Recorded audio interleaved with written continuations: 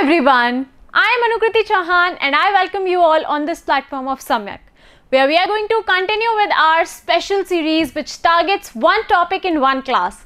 So guys, these classes are really very important from your examination perspective, be it any examination in consideration to the RPSC, the RPSC holding examinations or any other examination in which Rajasthan GK is an important topic. All those examinations, in all those papers or assessments or anything, these classes are really very important. So in the previous classes, as you all have seen, and the results are really very nice and your response is really very nice, and I really appreciate that you guys are like, these topics are really helpful to you. That's what the aim was.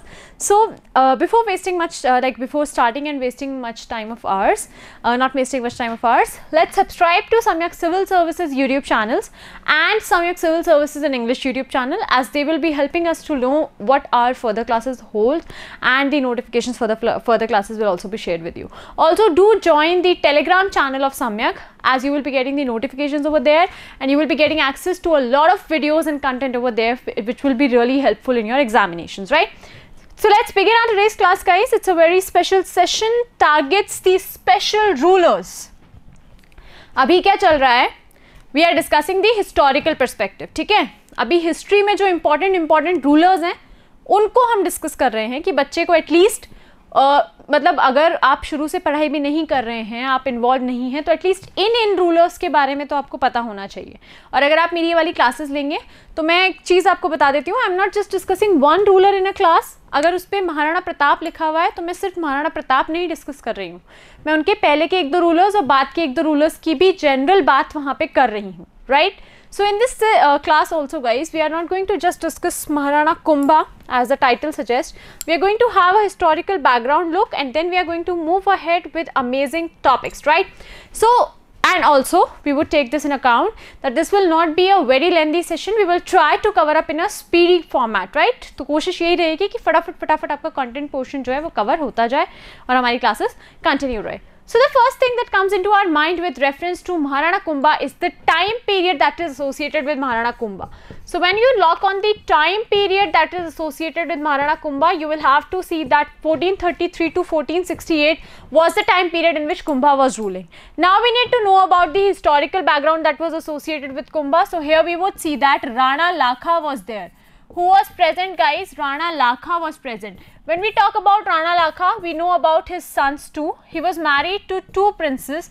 One was the Hadi Rani, the other was the Hansabai.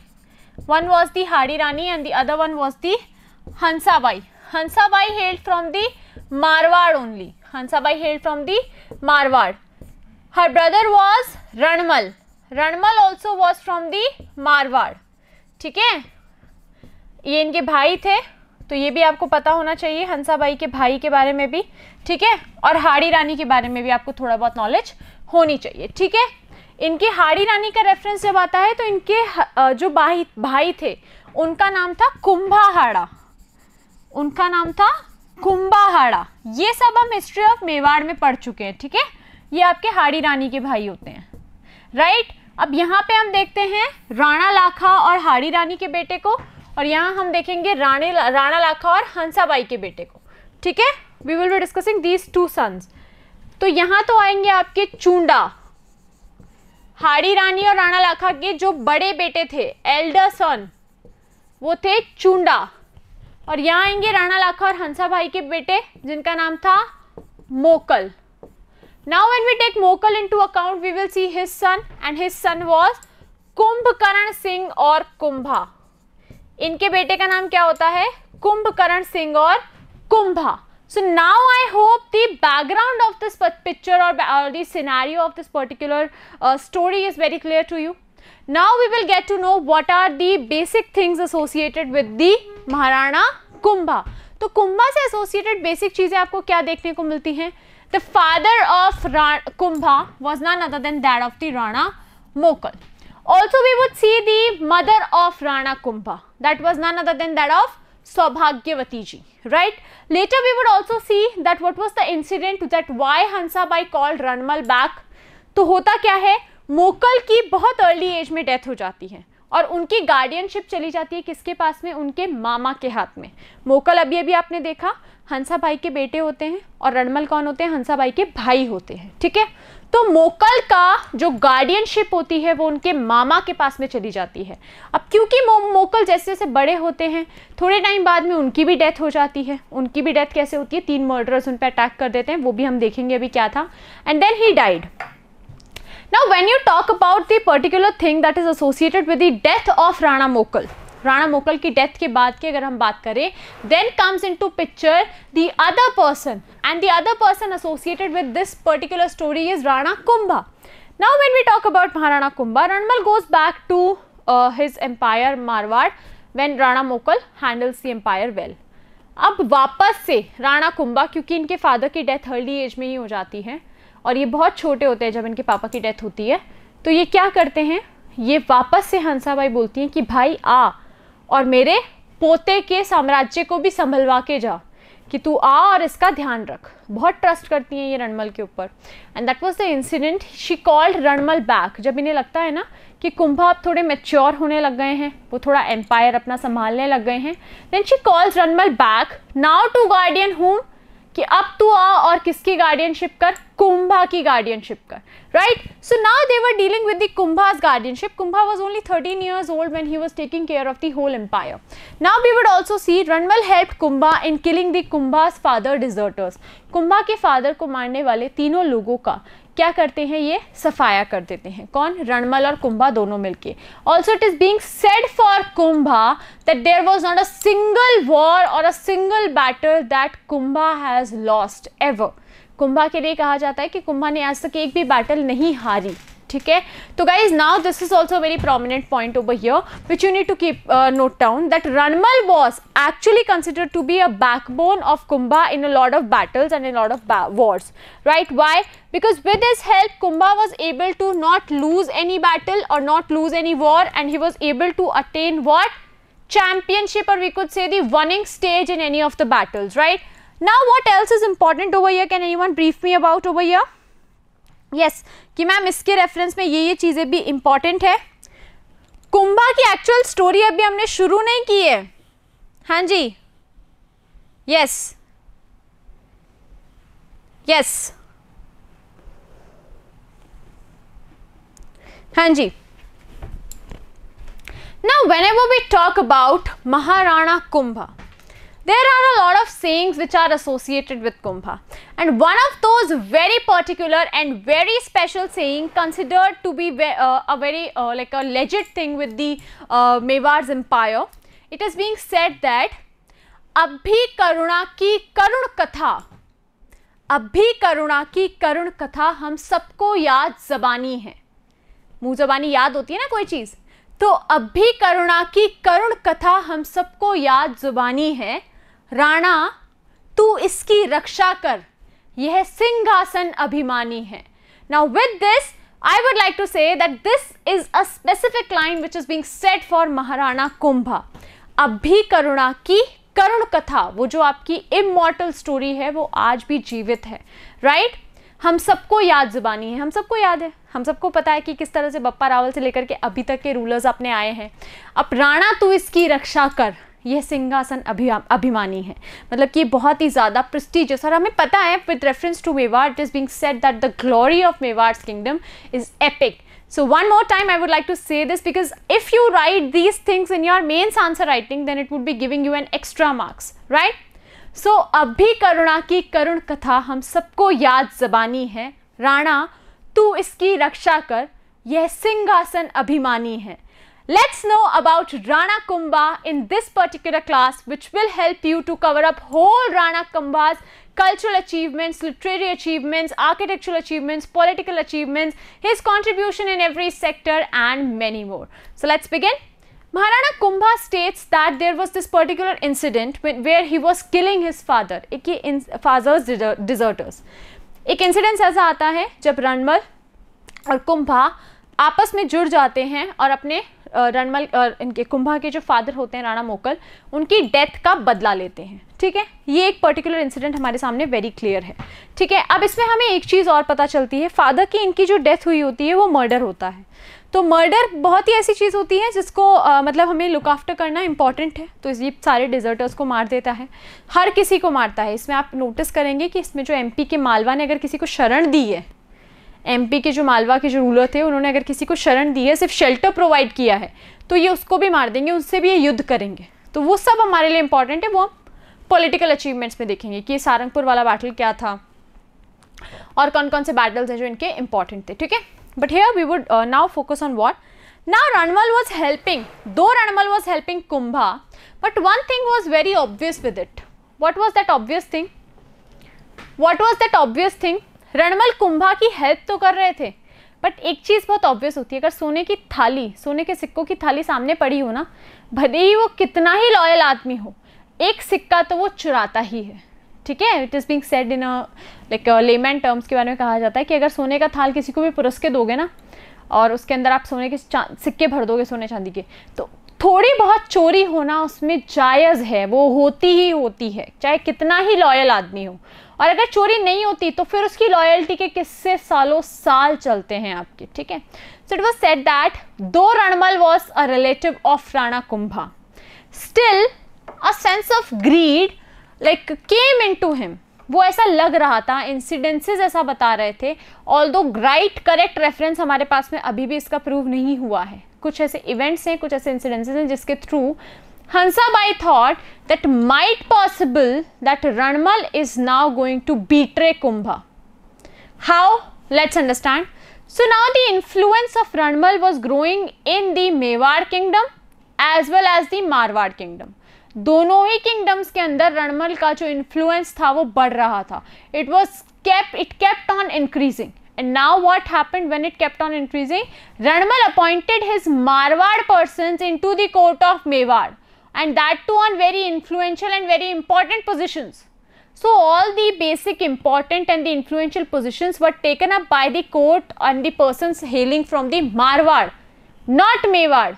Ma'am, what was this? Mewar के kingdom में मेवाड़ के लोग नहीं है, मारवाड़ के लोग हैं. हाँ, यही तो हो रहा था. यही तो हंसाबाई को डर लगा. हंसाबाई को क्या लगा, वो बहुत ऐसे सस्पिशियस सी हो गई. क्यों हो गई वो ऐसी? शक्की हो गई वो रणमल को लेकर. क्यों हो गई? क्योंकि भैया रणमल ने क्या किया, महाराणा कुंभा का कोर्ट चल रहा था, मेवाड़ का कोर्ट चल रहा था, उसके अंदर अपने सारे मारवाड़ी दोस्तों और मारवाड़ी लोगों को बिठा दिया. तो ये तो गलत बात है. तुम जाके मारवाड़ के कोर्ट में बैठो, मारवाड़ संभालो, मेवाड़ जिनका है उनको संभालने दो. But no, this was happening. So this was the one incident. Then there was a maid with whom it was conveyed to Hansabai ji that Ranmal was planning to kill Rana Kumbha. ये भी एक story है, but not necessarily कि ये story prove हो कि ये सही थी. ठीक है, ऐसा कहा जाता है, बट नॉट पॉसिबली कि ये सही थी story. Let's understand this. Ranmal was becoming very influential in the provinces of Mewar and as well as Marwar. We would also see that now favored the appointment of all the Rathors of Marwar at the important positions in the court of Mewar. तो मेवाड़ तो सिसोदियाओं का था, मारवाड़ राठौड़ों का था. वो राठौड़ों को सिसोदियाओं के साथ में मिला रहे थे. तो ये तो गलत बात है कि नहीं गलत? बिल्कुल गलत बात है ma'am. So now what was taking place? What else was taking place? The court of Mewar was divided into two blocks. आपका जो कोर्ट है मेवाड़ वाला, ये दो ब्लॉक्स में डिवाइड हो गया. सिसोदियाज वालों को हेड किया राघव देव ने और राठौड़ और मारवाड़ को हेड किया रणमल ने. Now there were two groups on which these four and these battles were taking place.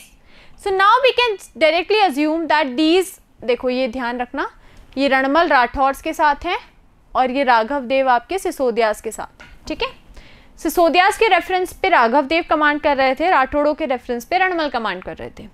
तो दोनों के ग्रुप्स बन गए थे. अब रणमल को क्या लगा कि राघव देव बहुत इन्फ्लुएंशियल हो रहे हैं मेवाड़ियों के लिए, बहुत इन्फ्लुएंस कर रहे हैं, उन्हें बहुत प्रोटेक्ट कर रहे हैं, जो चीज़ रणमल को बर्दाश्त नहीं हुई. तो रणमल ने आपके राघव देव को मार दिया. Ranmal killed Raghav Dev. Now ma'am, it is a bad thing to kill Raghav Dev at this moment for Ranmal. Yes, it was a bad thing for Ranmal to kill Raghav Dev particularly. And why was this a very bad thing? Because we should know that when you are going against something, when someone is doing something in the favor of one thing and that the thing is right, then you should promote him if you're a good human, you should promote it instead of betraying him, instead of bringing him down. You should have done, आपको उसे promote करना चाहिए था कि तू जा, मैं खड़ा हूँ. वो राघव देव को प्रमोट तो नहीं करे, उल्टा उन्हें मार और दिया. तो रणमल के मन में खोट तो था ही. ये पूरा इंसिडेंस देख के हंसाबाई को डर लग गया. ये पूरा इंसिडेंस देख के, पूरा इंसिडेंट समझ के हंसाबाई को लग गया डर. Now what was the idea behind that particular fair of Hansabai? क्यों डर लगा उन्हें? Why was Hansabai worried about this particular incident? Yes, Hansabai को डर लगा कि भाई कहीं ये रणमल आपके कुंभा को ही तो ना मार दे. और डर जायज था. जब वो राघव देव को मार सकता है as the representative of the Mewar dynasty, तो वो कुंभा को भी मार सकता है. So what she did, she called Chunda back. अब चुंडा की स्टोरी याद करो, मैंने बताया था राणा लाखा और हाडी रानी के बेटे थे चुंडा, जो कि आपका पूरा साम्राज्य त्याग देते हैं. इन्हें भीष्म ऑफ मेवाड़ भी कहा जाता है. क्यों? क्योंकि ये साम्राज्य त्याग देते हैं, ब्रह्मचारी का जीवन व्यतीत करते हैं, क्षत्रिय होते हैं, लेकिन ये कह देते हैं कि मैं कभी भी शादी नहीं करूंगा. क्यों? क्योंकि अगर मैंने शादी करी तो मेरे ऑफ स्प्रिंग्स को आपको गद्दी पे बिठाना पड़ेगा, क्योंकि मैं बड़ा हूं. And I won't let that happen. क्यों? क्योंकि वो हंसाबाई से इनकी शादी होने वाली बात जो थी वो बहुत सच बात थी. तो उसके थ्रू ये थोड़ा सा डिसअपॉइंट होकर अब इन्होंने कहा इनके पापा को कि अब आप शादी कर लो हंसाबाई से, और मैं कभी भी शादी भी नहीं करूंगा.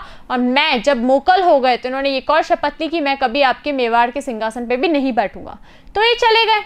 इन्होंने खुद को एग्जाइल दे दिया, सेल्फ इम्पोज्ड एग्जाइल इन्होंने कर लिया एक्सेस. ठीक है. Now what comes to the mind of Hansabai, she calls him back कि भैया तूने कहा था कि तू गार्डियन बनेगा और इसको प्रोटेक्ट करेगा हमेशा मेवाड़ को, तो कहाँ है तू? आ, मेवाड़ को तेरी जरूरत है. हंसाबाई ने बुला लिया. फोन से नहीं बुलाया था तब, पर बुला लिया था. तो हंसाबाई ने when she called Chunda back, Chunda was of this mind that yes something is fishy over here. So Chunda was called back to Mewar. And now Chunda killed Ranmal along with the feudal lords of Mewar and Marwar. तो मेवाड़ और मारवाड़ के कुछ feudal lords के चक्कर में हम देखेंगे that who was killed, this particular person Ranmal was killed by Chunda. So very epic thing. Ranmal ने को तो मार ही दिया चुंडा ने, अब तो पूरी कहानी खत्म. अरे नहीं भाई, रणमल का बेटा भी तो है. रणमल का बेटा भी तो है. So Ranmal's son is also very important. Ranmal's son was whom? It was none other than that of Rao Jodha. He left Chittor and then he took shelter at the Kahuni near Bikaner. तो काहुनी province के अंदर आपके ये Rao Jodha shelter लेते हैं जब ये क्या करते हैं, मेवाड़ छोड़कर जाते हैं. क्या इतना क्लियर है guys? Please take the screenshot of these slides as they are going to help you in your upcoming examinations. You will be getting the questions out of these classes guys, and that's a promise. कोई भी exam आएगा class के, मतलब मैं सच बोल रही हूँ, paper check करने के बाद में मैं क्लास में से स्क्रीनशॉट्स लूंगी कि ये चीज मैंने बताई थी और एग्जाम में आ गई. ठीक है. तो एक बार प्लीज आप फोकस कर लो इन चीजों के ऊपर, बहुत इंपॉर्टेंट है ये.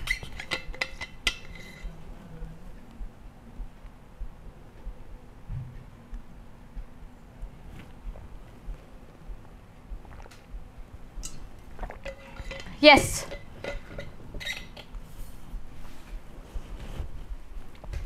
Chunda called back to Marwar. Chunda killed Ranmal, and now what was taking place? That Ranmal's son Rao Jodha fled from the particular province of Chittor, took shelter in the Kahuni river, Kahuni near the Bikaner. Kahuni village है आपकी बीकानेर के पास में, वहाँ पे इनको shelter मिल जाता है. Indirect battle हो रही होती है between Mewar and Marwar. So in this indirect battle what happened, this Chunda he captured the Mandore. Chunda क्या करते हैं, मंडोर कैप्चर कर लेते हैं और राव जोधा के साथ में बहुत सारी बैटल्स लड़ते हैं. ही fought a lot of battles with Rao Jodha. And what happened next, Rana Kumbha and Rao Jodha continued this vigorous war. ये जो पर्टिकुलर इनका वॉर चल रहा होता है, जो कि बहुत ही रिजिड, बहुत ही विग्रस, बहुत ही डिग्निफाइड वॉर होता है, ये बहुत सालों तक कंटिन्यू रहता है. रिजल्ट क्या निकल के आता है,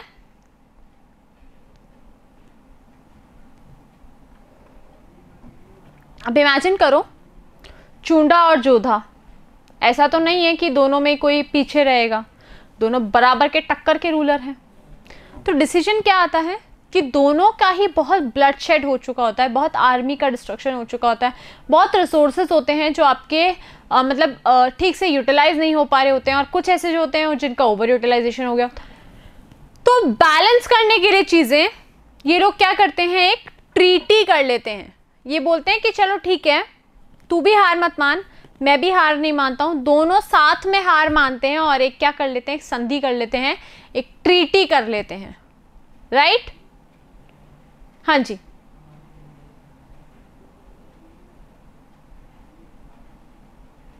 क्लियर है इतना? Now when they did this treaty, so this treaty also depicted some of the fair and unfair moves of both these dynasties. इन्होंने ट्रीटी करी भैया, ट्रीटी ऑफ आवल बावल। क्या ट्रीटी की मेवाड़ और मारवाड़ ने? ट्रीटी ऑफ आवल बावल। कब करी तो डेट नोट कर लो, 1453 एडी में राणा कुंभा और राव जोधा के बीच में हुई। क्लॉजेस क्या थे, सब क्लॉजेस क्या थे इसके, ये तो पता होना चाहिए हमें, राइट और नॉट?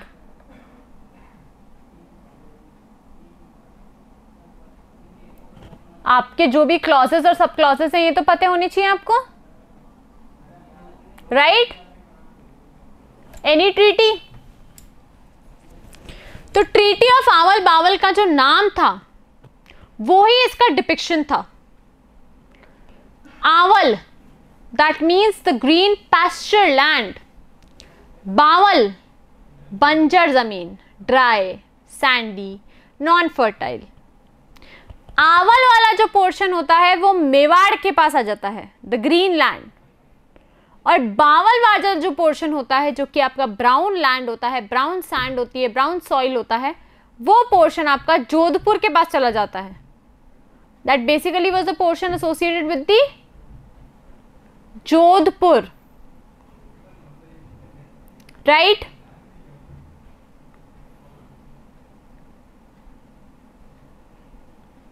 क्लियर इतना? इतना क्लियर है? तो ट्रीटी ऑफ आवल बावल ने क्या डिपिक्ट किया आपको कि दैट दिस पर्टिकुलर आवल और the green pasture land belong to the Mewaris and the brown bowl, the brown non pasture land belong to the Jodhpur Marwar. यही चीज तो यहाँ पे लिखी हुई है कि आवल क्या था, ग्रीन पैस्चर लैंड था, that was given to the Kumbha for Mewar, and Bawal was the dry barren sandy land which was given to Marwar of Rao Jodha, and it was, we have seen that this treaty was between the Kumbha and the Jodha in the 1453. So this treaty becomes very very important, and how does this become important? That is being noted by each and every one of us. Is this clear? क्या इतना clear है? कोई doubt है यहाँ तक, treaty of Awal Bawal तक? If there is any doubt, then you can go and ask me through the comment section. Yeah, I will be answering those comments in very detailed manner, whatever your like questions and queries would be associated with this particular class. We will be taking good care of those questions, not just the answer and the anything. We will be discussing them in very detail. तो ये आवल बावल की treaty clear हुई। Next, it is considered that these two reasons, समझना,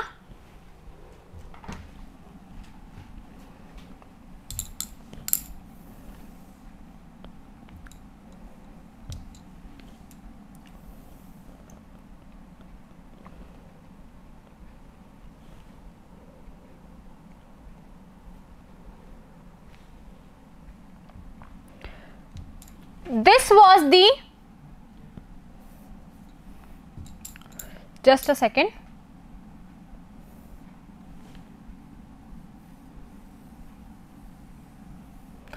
to be noted by each and every one of you in detail and to be very clear to you in the understanding concept. This is being done, right? Do not get confused between any of the concerning points, as it will be in the examination definitely asking you that what was Aval and what was Bawal. Could be asked that the treaty between Kumbha and Jodha, Rana Kumbha and Rao Jodha, the name of that particular treaty. So you should keep in mind that it was the treaty of Aval Bawal that was associated with both of them, right? And the other one was the brown land, right? It was a sort of brown land that was being considered over here, which was a dry barren land, right? Whenever we talk about this, this was a dry and barren land.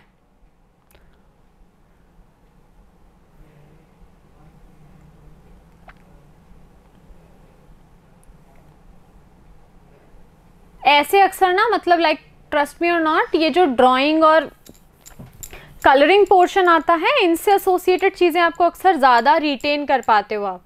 आपको exam में कुछ और याद आए नहीं आए, आपको ये ट्रीटी ज़रूर याद आ जाएगी कि ये ट्रीटी कौन सी थी। और कोशिश करना कि जितनी भी चीज़ें पढ़ो, कवर अप करो, वो इसी तरह से क्रिएटेड हो, है ना। पर एक चीज़ और इम्पॉर्टेंट है इन दोनों के बीच में हमारे साथ में, वो क्या है आपकी सोजत पाली वाला reason.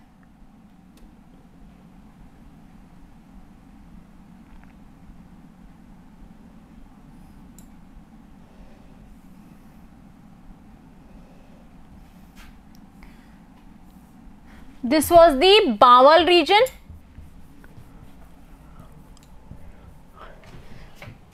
This was the Aval region. And this was the Sojat. Right? Clear है इतना? Brown land Bawal, green land Aval, और दोनों को डिवाइड करने वाला land Sojat. The boundary line between these two रियासत वर सोजत, श्रृंगार कंवर। अब क्या हो गया, दोनों में जो है ट्रीटी हो गई। मेवाड़ को मिल गया ग्रीन वाला, मारवाड़ को मिल गया ब्राउन वाला, और उसका डिपिक्शन आपको आज भी देखने को मिलता है ना। अब क्या हो गया, दोनों के बीच में संधि तो हो गई, ट्रीटी तो हो गई। अब ये दोनों लेकिन क्या है, इनमें फ्रेंडली रिलेशनशिप स्टैब्लिश नहीं हो पा रही थी। So for the establishment of the relationship, for familiar relationships and for friendly counter in the relationships, what they did, आपके जो राव जोधा हैं उन्होंने अपनी बेटी की शादी राणा कुंभा के बेटे रायमल से कर दी। बेटी का नाम था श्रृंगार Kanwar. Daughter of Rao Jodha was now married to Raimal, who was the son of Rana Kumbha. So, जो अब उनके पॉलिटिकल रिलेशनशिप थे वो पर्सनल रिलेशनशिप पे कन्वर्ट हो गए। और पर्सनल रिलेशनशिप वाली चीज़ें क्या है, वो लॉन्ग लास्टिंग होती है in comparison to any of the relation which is being shared professionally. तो इस पॉइंट को भी ज़रा आप थोड़ा सा ध्यान से नोट डाउन कर लीजिए कि ये एक इम्पॉर्टेंट आपके लिए एक पॉइंट बन जाता है दैट नाउ द श्रृंगार Kanwar was considered to be the daughter of Rao Jodha, married to Raimal. Raimal was the son of Rana Kumbha. Is this much clear?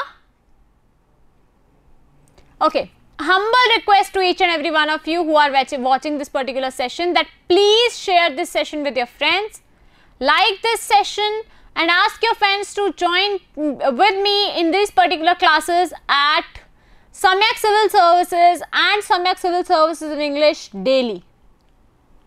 ठीक है, चलो अब भैया होता क्या है, ट्रीटी ऑफ आवल बावल में भी जीत गए, सब कुछ हो गया, काफ़ी अच्छी सी जीत स्टैब्लिश कर ली है। अब क्या होता है, कहीं ना कहीं कंट्रीब्यूशन तो करना ही पड़ेगा, ध्यान तो रखना ही पड़ेगा अपनी प्रजा व्रजा का। Then what did he do, he constructed the Vijay Stambh. Guys please please please keep this in mind that Vijay Sthambh and Jain Kirti Sthambh are two different things. यहाँ पर मैं विजय स्तंभ की बात कर रही हूँ जो कि आपका क्या है, विक्ट्री टावर है। क्या है आपका, विक्ट्री टावर है, बहुत इंपॉर्टेंट है गाइज ये। Vijay Stambh over here is being referred to as the victory tower, please note it down.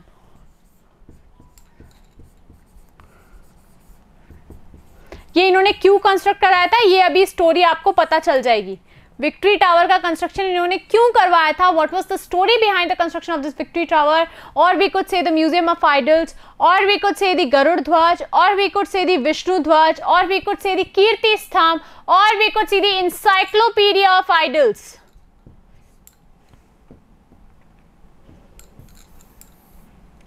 Please note it down, the encyclopedia of idols. Encyclopedia of idols was referred to this particular विजय स्तंभ और कीर्ति स्तंभ। बहुत ही important point है ये हर examination perspective से। आई would not just say the RAS examination, I would not just say the school lecture और the college lecture, I would say any examination, these kind of questions have been asked. Jain Kirti Stambh और कीर्ति स्तंभ एक है क्या? नहीं, अलग अलग है, अलग अलग है। इन्होंने जो बनाया था उसका निर्माण खाली इन्होंने कीर्ति स्तंभ या फिर विजय स्तंभ के नाम से करवाया था कि ये मेरी विक्ट्री का टावर है। अभी आपको पता चला किससे विक्ट्री की बात हो रही है, MP का रोल क्या था इसमें, ठीक है। चलो, तो is this clear? The encyclopedia of tower, Vijay Stambh. अब अच्छा, एक चीज और है, इसका कंस्ट्रक्शन 1440 में शुरू हुआ और ये 1448 तक चला। तो ये भी बहुत इंपॉर्टेंट नोटेबल फैक्ट है आपका, that the construction of this particular Vijay Stambh carried for almost 7-8 years, which was a very big time to be waiting for this particular architecture. एक पर्टिकुलर आर्किटेक्चर को देखने के लिए अगर हम इतना ज़्यादा टाइम अपना जो है डिवोट कर रहे हैं, then that is considered to be very very important, है ना। कितने साल की बात हो रही है? 8 साल ही हो गए पूरे, एक तरह से पूरे 8 साल ही हो गए। Other names of Vijay Stambh or Kirti Stambhs are being mentioned below these lines, guys. Please note these points down too. आपसे एग्जाम में डेफिनेटली पूछ सकता है कि गरुड़ ध्वज किसका दूसरा नाम है। Yes. Yes.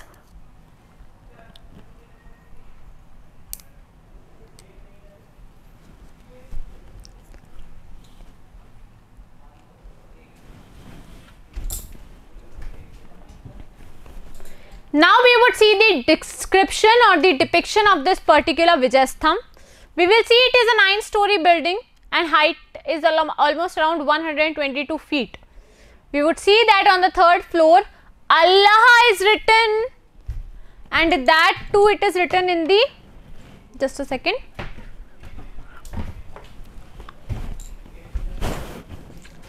Arabic language. Arabic language is being used to write Allah down.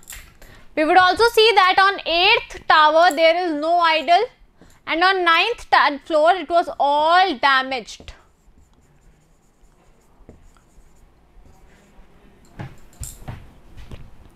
We would see the architects of this particular region being Jeta, Punja, Poma, Napa. क्या कहेंगे? नापा, Poma, Punja, Jaita were the architects of this particular Vijay Stambh. किसकी बात कर रही हूं मैं यहाँ पे? विजय स्तंभ। विजय स्तंभ और कीर्ति स्तंभ was constructed by architects Jeta, Punja, Poma and Napa.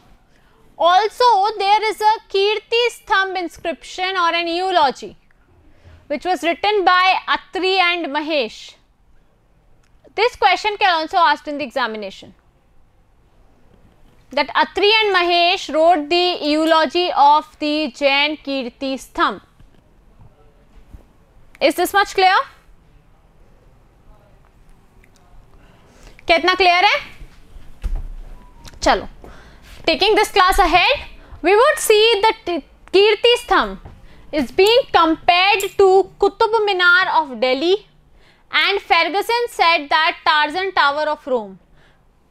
Particular आपके कीर्ति स्तंभ का अगर हम देखें तो दो चीज़ों से कंपेयर किया जाता है। पहला कर्नल जेम्स टॉड करते हैं कुतुब मीनार ऑफ दिल्ली से। The second was the Fergusson who compared it with the Tarzan tower of Rome. Now guys, ये भी क्वेश्चन एग्जाम में आ सकता है। क्या क्वेश्चन कह रहा है ये कि आपके कौन कौन से टावर्स किस किस से कंपेयर किए गए हैं। ये भी क्वेश्चन एक इंपॉर्टेंट बन सकता है एग्जाम का।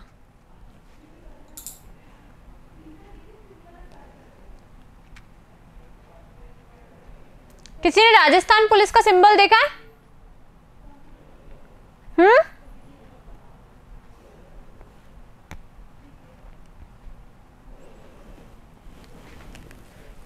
आप जब भी पुलिस स्टेशन के बाहर से जाओ, एक बार राजस्थान पुलिस का वो जरूर देखना। आरबीएससी बुक्स पढ़ी होंगी, उनका सिंबल देखना, अभिनव भारत का सिंबल देखना। They all were depicting with the Vijay Stambh and the Kirti स्तंभ।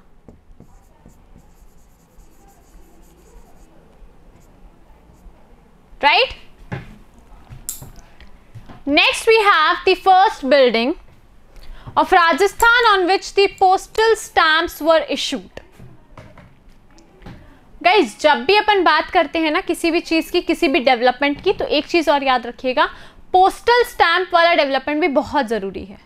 Whenever we talk about this particular postal stamp development, so we would see and we would recall that a lot of sites in Rajasthan have been covered up under this postal stamp mission, right? Also, we would see that this was the first building of Rajasthan which got the postal stamp issued on this particular province, right? Clear हुआ इतना?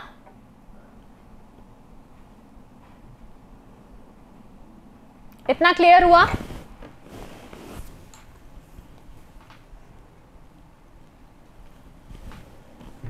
अगला आता है जैन कीर्ति स्तंभ। पहले क्या देखा? कीर्ति स्तंभ देखा, और इसके साथ में क्या देखा? Victory tower, Vijay Stambh. Now when we talk about this particular Jain Kirti स्तंभ is associated with the Jainism.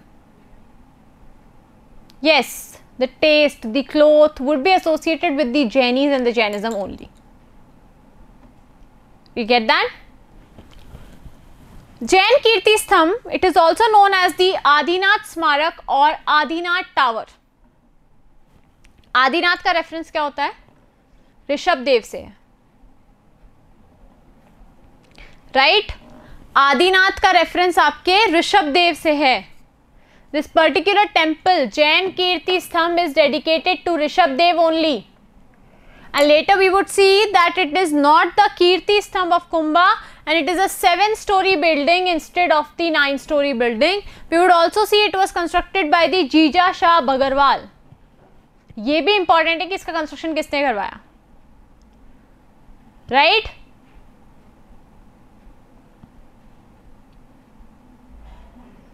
What else do you require?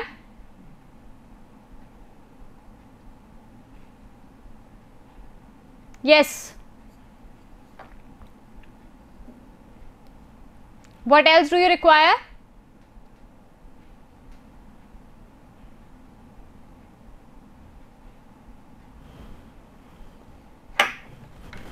एक बेसिक एजेंडा जो क्वेश्चन एग्जाम में बच्चों को कंफ्यूज करता है वो ये है कि मैम अगर ये ऋषभ देव को डेडिकेटेड है, then why it is being called as the Adinath Smarak Tower, Adinath Smaraka Tower? Because it was the first person who was associated with the Jainism's Tirthankar.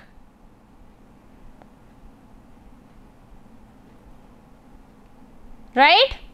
चलो, जैन कीर्ति स्तंभ और कीर्ति स्तंभ में अगर मेरी क्लास का कोई बच्चा आप कंफ्यूज हुआ ना तो देख लेना. 4 बार बोल दिया, 5वीं बार भी बता दूंगी. दोनों अलग अलग हैं, दोनों अलग अलग हैं. अगला कंस्ट्रक्शन इनका जो होता है वो होता है इनका कुंभलगढ़ का. क्या कंस्ट्रक्ट कराते हैं? कुंभलगढ़ कंस्ट्रक्ट करवाते हैं. The architect was Mandan, the location was Rajsamand, it was the emergency capital of Mewar, it was the sentinel of Mewar and Marwar, and the Katargarh was the highest place of this particular Kumbhalgarh, the personal residence of the Kumbha. Now is this important guys? Can you tell me why is this important? Important है ये तो पता चल गया, क्यों important है ये बताना है.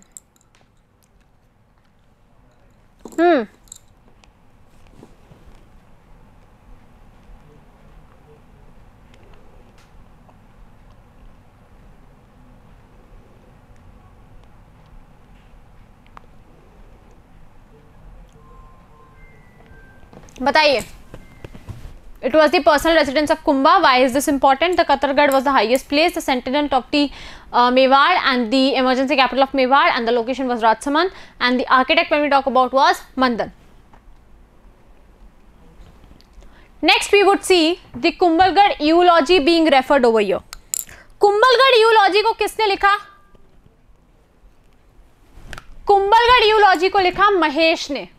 इनका नाम आएगा कोर्ट स्कॉलर्स में भी, महेश ने. मंदन का नाम भी आएगा. कुंभलगढ़ यूलॉजी के बाद में हमें एक चीज पता चलती है, that the Kumbhalgarh wall is considered to be the great wall of India, as we have in the 7 wonders the great wall of China. Here we would consider the great wall of India, right. He also constructed the Achalgarh, Basantgarh. In the Basantgarh, he constructed the Basanti fort. Achalgarh being associated with Sirohi. Machand fort to control the Maid tribe rebellions, and the Bhomat fort to control the Bhils. तो ये Bhils और Maid tribe वाले लोग ये भी बहुत attack करते थे. उसके लिए मचान फोर्ट तो बनाया थोड़ी हिल्स पे, और भूमट फोर्ट भी बना लिया आपका भील से बचने के लिए उदयपुर हिल्स में. ठीक है. एक इसका जो कंट्रीब्यूशन है वो आता है आपके कुंभ स्वामी टेम्पल से, that is being located in the Chittor, the Kumbhalgarh and the Achalgarh. यहां पे आएगा आपका सिरोही, कुंभलगढ़ में आएगा आपका राजसमंद, चित्तौड़ में आएगा चित्तौड़गढ़. ये कुंभ स्वामी टेम्पल का कंस्ट्रक्शन इन तीनों जगहों पे हो चुका है, which is very very important. We would see that he also constructed the Jain temple of Shringar Chawni, the Ranakpur temple and the Chaumukh temple. Chaumukh temple, the architect was Deepak. It is a 1444 pillared architect, and the Museum of Pillars is the another name for it. Lord Adinath's idol is being installed in this particular Chaumukh temple. तो ये भी 3-4 चीजें हैं जो important है. एक चीज हमें पता चल गई होगी अभी तक, that Jainism was practiced in this particular region at a very big level, at a very grand level, as the Jain temple of Shringar Chawni is present over here. We would also see some of the forts being associated with Jain. We have seen the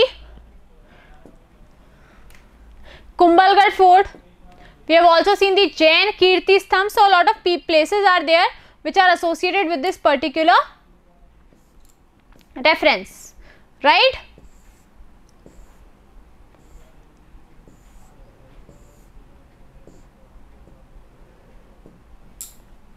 चलो इतना clear है. Lord Adinath का idol है, ये भी आपसे exam में पूछ सकता है कि श्रृंगार चावड़ी के अंदर किसका टेम्पल आइडल प्रेजेंट है, तो लॉर्ड आदिनाथ का, राइट.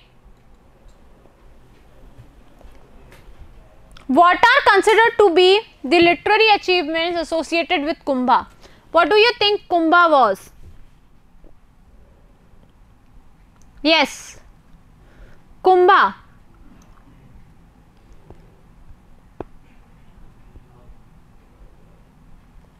कुंभा का क्या रेफरेंस आता है?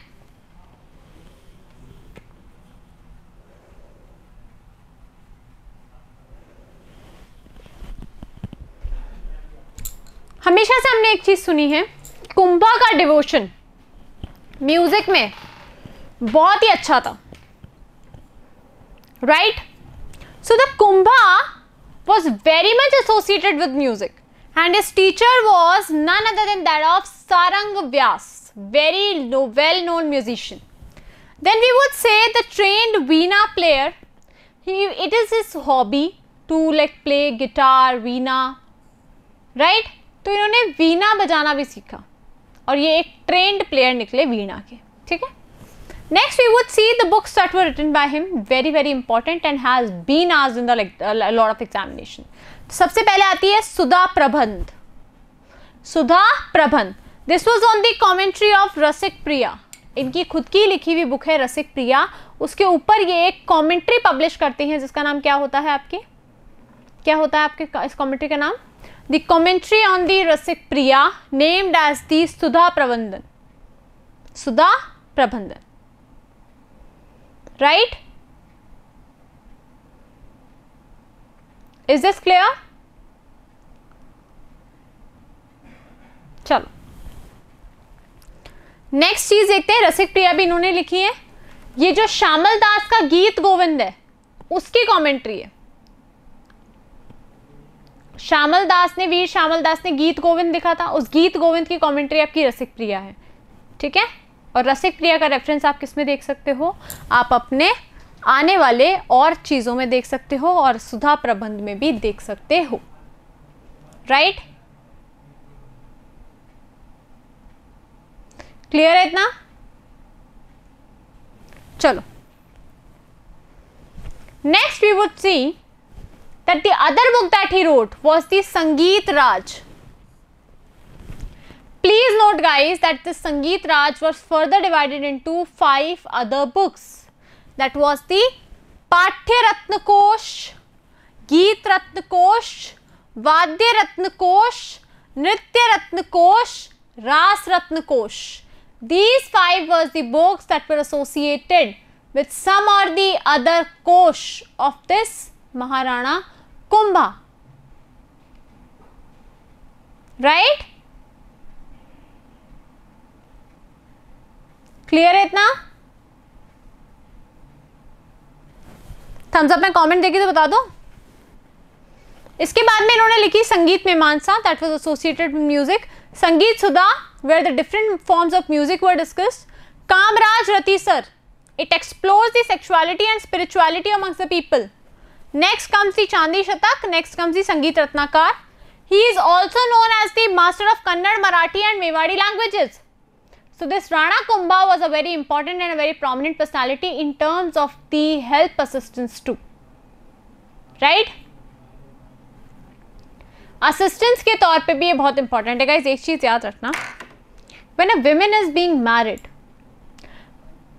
मतलब I don't know about men or I don't know about the male many like very much things about them, but one thing is for clear with the women, life changes a lot. Life changes a lot. So just keep that in mind and just continue pursue your career, anything that you like. With language perspective, he was I would say the superstar of this Marathi, the Kannada and the Mewari languages, right? Next comes the court scholars of Kumbha. Very very important topic, very very special topic and can be asked in the examination type of topic. कि कौन कुंभा के court में मौजूद नहीं थे? Yes, कौन कुंभा के court में प्रेजेंट नहीं थे? बताइए।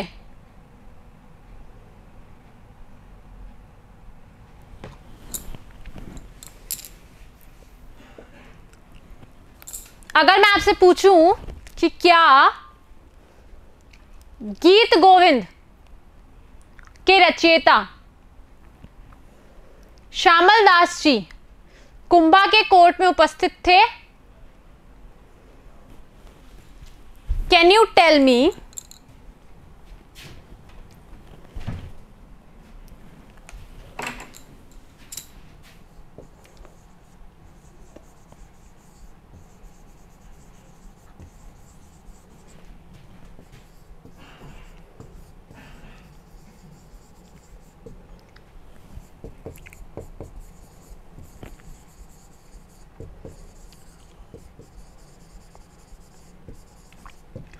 In the court of Kumbha?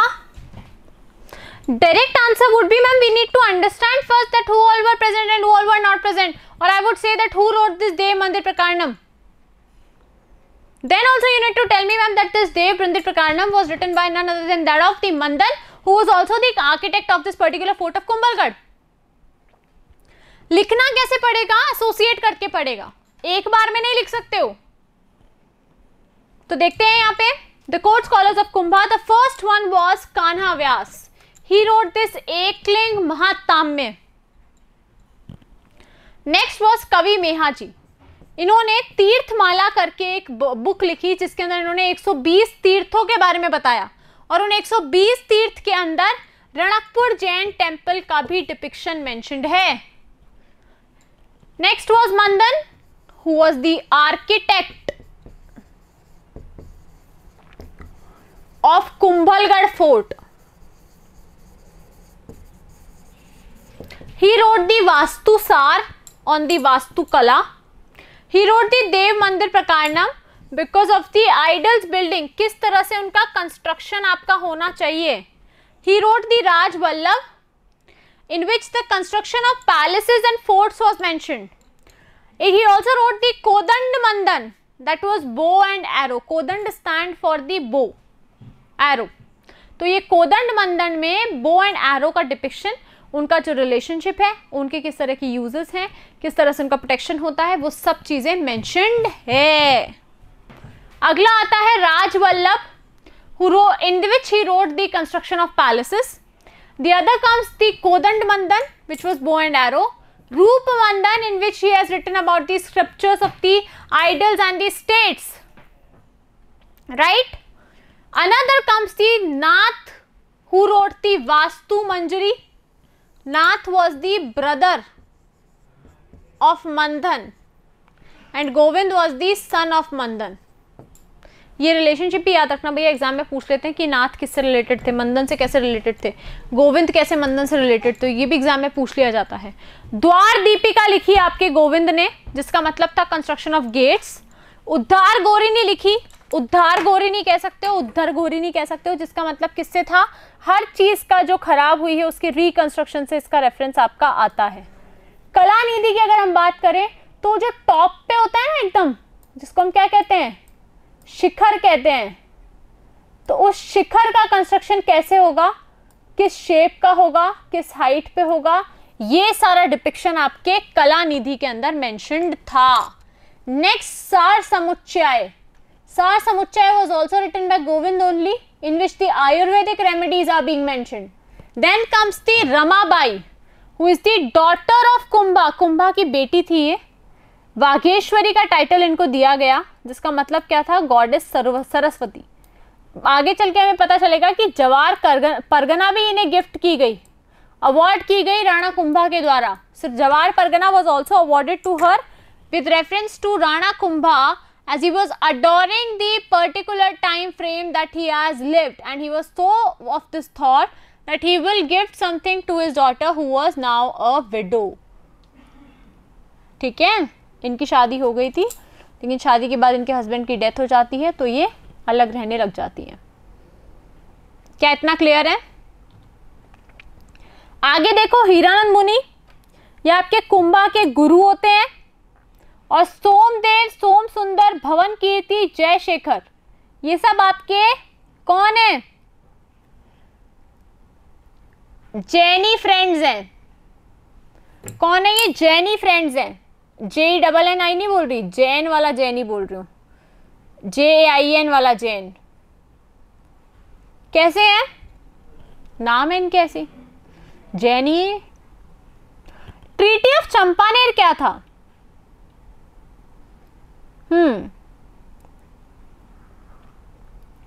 What was the Treaty of Champaner?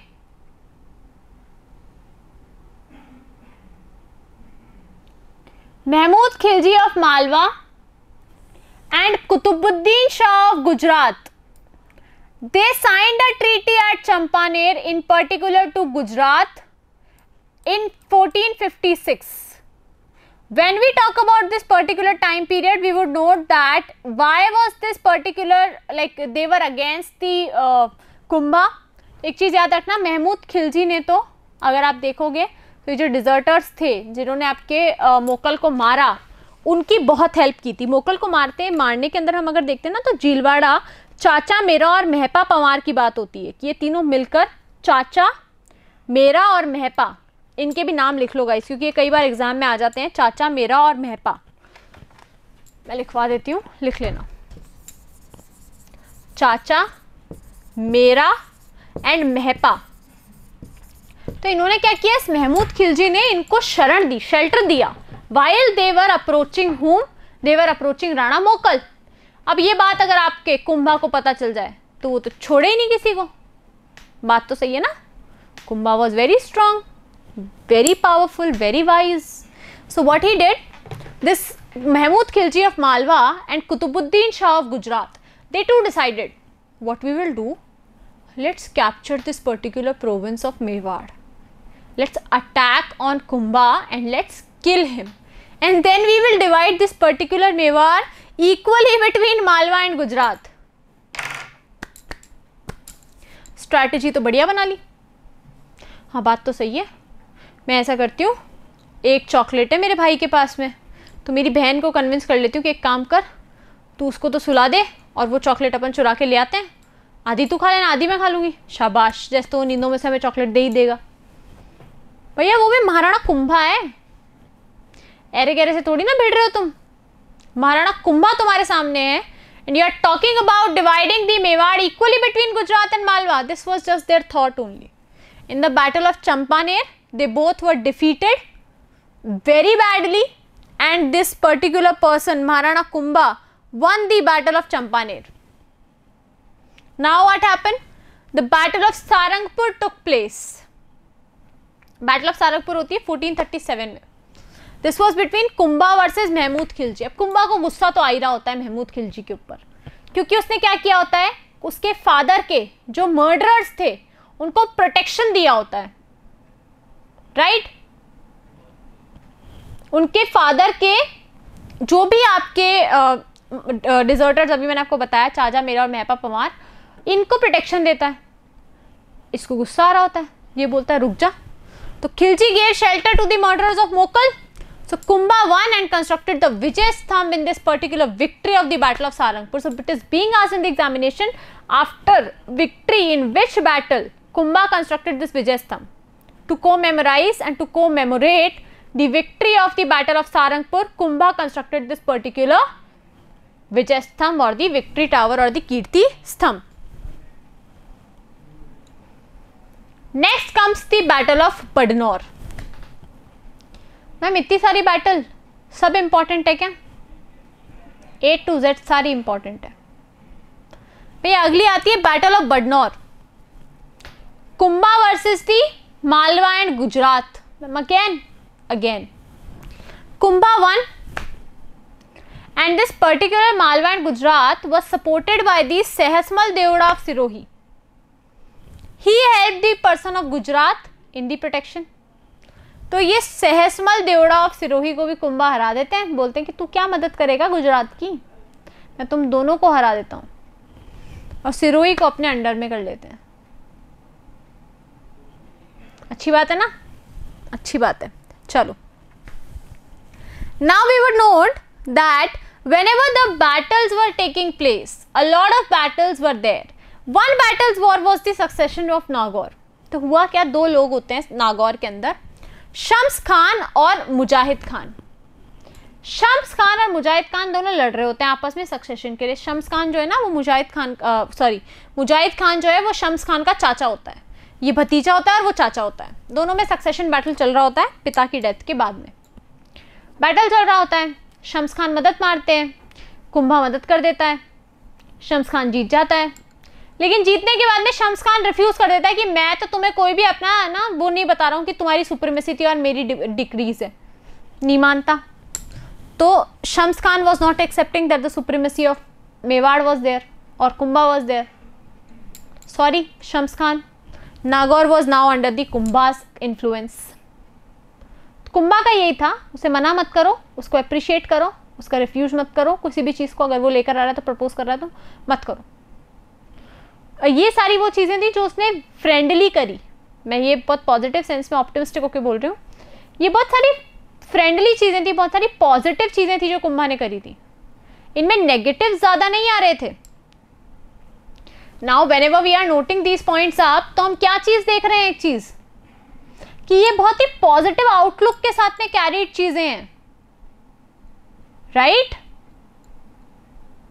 Right और not? Yes ma'am, right. So yes, this is the being major reference over here. This is the major reference over here. Okay? Cool. Now some of the titles were being allotted to Kumbha. Some people gave the other reference, some people gave the other titles. What were the titles? Let's just understand them. Hindu Sultan was the title given to him as he protected the Hindus from the Afghan attacks and the foreign attacks. Rana Raso, क्योंकि ये literature के राजा थे, रासो का मतलब क्या होता है, literature, इनका लिटरेचर की तरफ अलग ही टिल्टेड थे ये, इन्होंने इतनी सारी संगीत रासो, संगीत मंथन, इतनी सारी चीज़ें लिखी, लिटरेचर इनका बहुत स्ट्रांग था, तो इनको क्या दिया, रासो का टाइटल दिया गया। राणा का टाइटल इनके पास में था ही, रासो जो लिटरेचर से एसोसिएटेड चीज़ें हैं उनको दिया जाता है, तो इनको राणा रासो के नाम से भी जाना जाता था।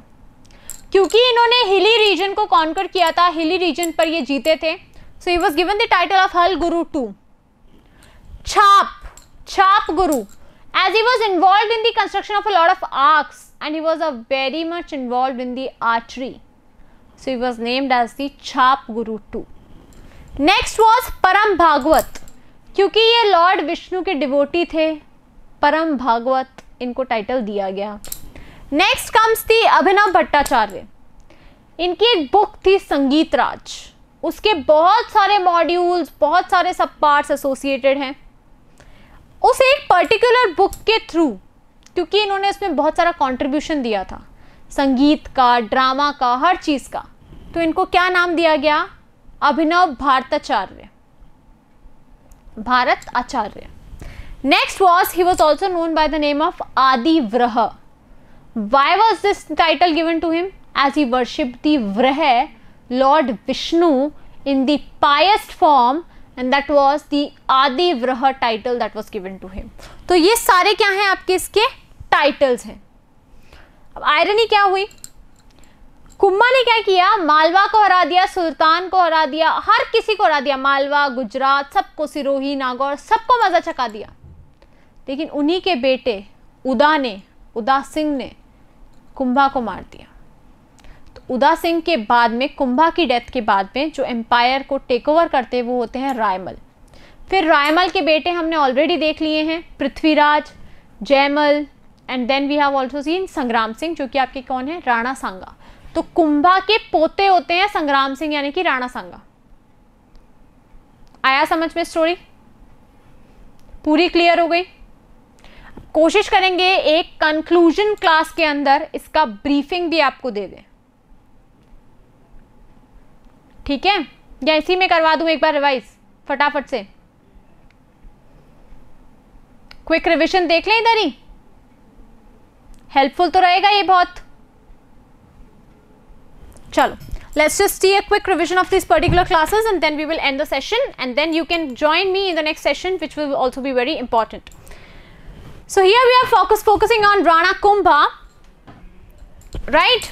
Rana Kumbha, अच्छा देखो एक चीज़ आपको क्लियर हो गई होगी, राणा कुंभा की एंसेस्ट्रल हिस्ट्री जो है वो क्लियर हो गई होगी। अब राणा कुंभा का जो पास्ट चीज़ें थी वो क्लियर हो गई होगी, पूरी चीज़ें, एक एक चीज़ आपको राणा कुंभा से एसोसिएटेड क्लियर हो गई होगी, जिसके अंदर हमने देखा कि what was his depiction, what was his contribution, what was his background, whose son was he, इसकी मदर कौन थी, इनके फादर का क्या कंट्रीब्यूशन रहा, उनका मर्डर किसने किया, उनके दादा कौन थे, उनके पापा कौन थे, ये सब तो आपको क्लियर हो ही गया होगा। लाखा से तो मैंने वैसे ही, लाखा तक तो मैंने मैराथन करा रखी है, लाखा के आगे की मैराथन भी ओपन कर लेंगे जल्दी, ठीक है। But before that, I would like to ask you that I hope this much is very clear to you. So now let's just understand the basics in detail that was associated with the Rana Kumbha, whose reign period started from 1433 to 1468. This is the particular time period which he was reigning into, right? Keeping it ahead, we have seen that Rana Lakha was associated with the grandfather of Rana Kumbha, who married twice, that was one with Hari Rani and the other one was the with Hansa Bai of Marwar. We would see that this Kumbha Adhara was the brother of Hari Rani and this Ranmal was the brother of Hansa Bai ji. और हम देखते हैं कि हंसा by और राणा लाखा के बेटे होते हैं मोकल, और वहाँ पे देखते हैं हारी रानी और लाखा के बेटे होते हैं चुंडा। आई होप इतना क्लियर हो गया होगा। और यहाँ पे हम देखते हैं मोकल के बेटे होते हैं आपके कुंभा। क्या इतना क्लियर है? देखो फटाफट अब मैं इसके नोट्स अगर PDF अपलोड नहीं हो पाए तो एटलीस्ट आप इनकी PPTs का स्क्रीनशॉट तो ले ही सकते हैं, राइट? चलो स्क्रीनशॉट ले लेना, इजी रहेगा।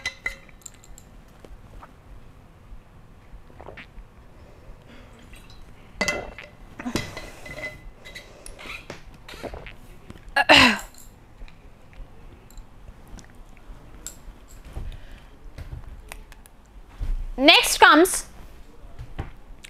the father and mother written part in detail. Father was Rana Mukul, mother was Saubhagyavati. Hansabai ji ने रणमल को बुलाया होता है to guardianship of the Kumbha. अब ये चीज तो मेरे हिसाब से आपको समझ आ गई होगी, है ना। रणमल बहुत मदद करते हैं कुंभा की, और जिनके फादर के डिजर्टर्स होते हैं उन सबको हरा भी देते हैं। लिख लेना, चाचा मेरा महपा, ठीक है। इन तीनों को ये मार देते हैं। Ranmal was now becoming very influential in Mewar and also his strength grew in Marwar. So we can also observe over here that जो रणमल का influence था वो मेवाड़ और मारवाड़ दोनों में ही बढ़ रहा था। We could now see that he was favoring the appointments of Rathors of Marwar in the important positions that were associated with the court of Mewar. क्या बोल रहा है ये, हमने देख लिया, क्योंकि ये biased हो रहे थे। He was now contributing in the Mewar court with the appointments of the Marwar Rathors. इनको क्या लग रहा था, इनको फेयर होने लग गया था रणमल को बेसिकली, क्योंकि कुंभा बहुत ही ज़्यादा वाइजली फाइट करते थे। It is being said for Kumbha कि कुंभा आज तक कोई भी बैटल नहीं हारे, which itself gives the link to us that he was very powerful, he was very intelligent, he was very like ऐसा कह सकते हैं कि एकेडमिक्स और बैटलशिप दोनों में ही स्ट्रांग थे, right. So it was being said that the appointment of Rathors of Marwars was increasing in the court of Mewar. We would see that after this particular thing, after these battleships and everything, there were formation of these two courts in the royal court. One was of the Sisodia clan, the other one was of the Rathors of Marwar. The Rathors of Marwar were led by Ranmal and the Sisodias were led by Raghav Dev. Later on what happened, Rathor of Marwar's Ranmal killed Raghav Dev. ओहो, very bad thing. तो रणमल ने क्या किया, राघव देव को मार दिया, killed him. Why did he killed him? Because he has analyse that point कि अगर राघव देव कुंभा के सपोर्ट में रहे तो ये दिन बहुत दूर नहीं है कि ये दोनों पूरे राजस्थान पे ही शासन अपना स्टैब्लिश कर देंगे, क्योंकि दोनों ही बहुत वाइज थे। तो ये क्या करते हैं, इसको मार देते हैं, ठीक है। आगे चल के हमें पता चलता है ये सब इंसिडेंट्स के बाद में, जब ये सारे इंसिडेंसेस हो रहे थे, then Hansabai figured this thing out that I think this particular incidents of that Ranmal is playing, court में अपॉइंटमेंट करना, कोर्टशिप में अपॉइंटमेंट्स करने, then later on rest other appointments, and then betraying Raghav Dev, killing of Raghav Dev, planning strategies, then the story of the servant that we have already discussed in the previous classes. All these were making Hansabai very suspicious about Ranmal, that one day Ranmal will kill whom? He will kill Rana Kumbha. And this particular incident was assured by one servant to Hansabai ji. So Hansabai called Chunda back. कि चुंडा जी आप आओ, आपकी आवश्यकता है और आप आइए और इस किंगडम को बचाइए। Chunda came back and protected this kingdom by killing Ranmal. Ranmal के बेटे कौन थे? Rao Jodha. He was also residing in the kingdom only of Mewar. He left Chittor and took shelter at the Kahuni near Bikaner. तो ये बीकानेर के अराउंड आपका क्या ले लेते हैं, शेल्टर ले लेते हैं और चित्तौड़ को छोड़ के चले जाते हैं। तो ये भी एक बहुत ही इंपॉर्टेंट पॉइंट था which we need to note down, right. Chunda was capturing the Mandor province. Mandor क्योंकि ये उस टाइम का जो मारवाड़ था उसकी कैपिटल थी। मंडोर मारवाड़ के कैपिटल थी। द देन मारवाड़ लिख दूं क्या इधर, समझ जाओगे? द देन मारवाड़ कैपिटल, ठीक है। And was fighting a lot of battles with Rao Jodha. Continuously हम देखें तो ये दोनों बैटल लड़ रहे थे, कभी कोई वॉर, कभी कोई वॉर, कभी कोई बैटल, कभी कोई बैटल। इसी के चलते we would get to know that Rana Kumbha and Rao Jodha vigorous war led to one conclusion. इन दोनों ने खूब लड़ाई के बाद एक चीज डिसाइड करी, that now what we will do, we will sign a treaty. ठीक है भैया, कर लो sign. What happened? Treaty of Aval Baval was decided to took place. भैया हुई ट्रीटी डिसाइड, ट्रीटी ऑफ आवल बावल 1453, 1453 ईस्वी के अंदर राणा कुंभा और राव जोधा के बीच में आवल बावल की संधि हुई। आवल मतलब हरा भरा आपका लैंड जिसके ऊपर हम खेती कर सकते हैं, पैस्चर लैंड है जहाँ पे घास फूस उगती है। बावल मतलब वो रीजन जो भूरी मिट्टी का है, जहाँ पर उपजाऊ जमीन नहीं है, जमीन बंजर है। ग्रीन वाला जो आवल वाला हिस्सा था वो उपजाऊ जमीन है, वहाँ पानी भी है, सिंचाई भी हो सकती है, बहुत सारी चीज़ें हो सकती हैं, प्रोडक्शन भी हो सकता है, एग्रीकल्चर भी हो सकता है, जो कि बावल में नहीं हो सकता। तो ये करते हैं ट्रीटी ऑफ आवल बावल। आवल ग्रीनलैंड जो दिया गया कुंभा और मेवाड़ को, चुनना था ना भैया बीच में ट्रीटी कराने के लिए। बावल जो कि था ड्राई बैरन सैंडी लैंड, वो दिया गया मारवाड़ और राव जोधा को। तो एक बायस्ड चीज़ तो इन्होंने यहीं पे कर ली थी। This was one biased thing that they were discussing. ये डिस्क्रिप्शन मैंने आपको दे दिया था। और ये जो सोजत वाला रीजन था, बीच वाला एकदम, ये क्या था भैया, इसकी बाउंड्री लाइन थी, बाउंड्री लाइन ऑफ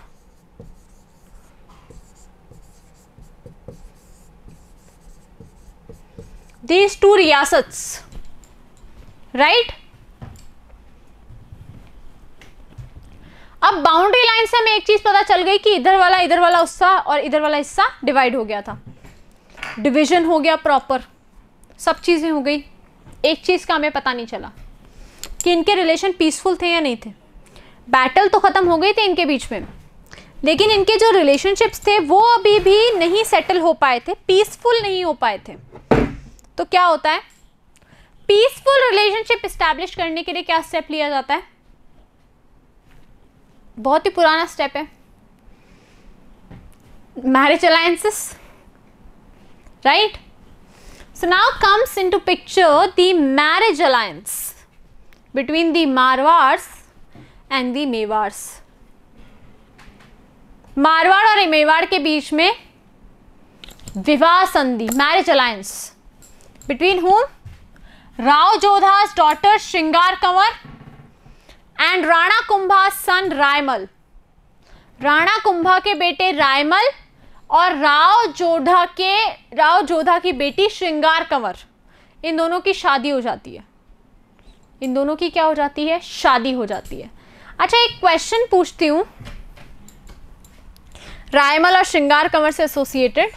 जब हम रायमल की बात करते हैं जो आपके कुंभा के बेटे हैं, तो हम देखते हैं कि इन्होंने एकलिंग जी के टेम्पल में काफ़ी अपना डिवोशन दिया था, एकलिंग जी टेम्पल, ठीक है, and that too 4 phased one.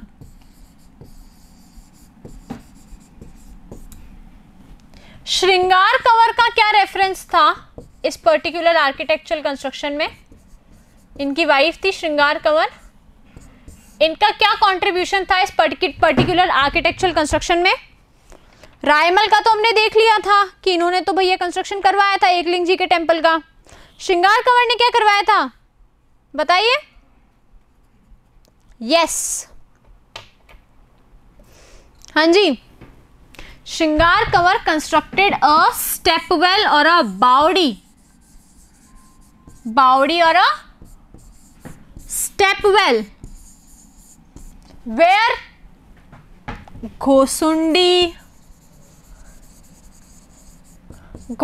के अंदर ये एक स्टेपवेल और एक बावड़ी का कंस्ट्रक्शन कराती है। ये भी फैक्ट आप याद रख लेना। गोसुंडी इंस्क्रिप्शन भी है गोसुंडी के अंदर ही, जिसको हम ट्रेस करते हैं 2nd सेंचुरी BC के अराउंड। One thing is also very popular about this, that was Bhagwat prominence, Vaishnavism, ये सारी चीजें किससे एसोसिएटेड है? गोसुंडी इंस्क्रिप्शन से एसोसिएटेड है। गोसुंडी इंस्क्रिप्शन बहुत इंपॉर्टेंट है हिस्ट्री के सोर्सेज के हिसाब से अगर देखें तो, ठीक है। चलो, now we would see the constructions in the architectural sector.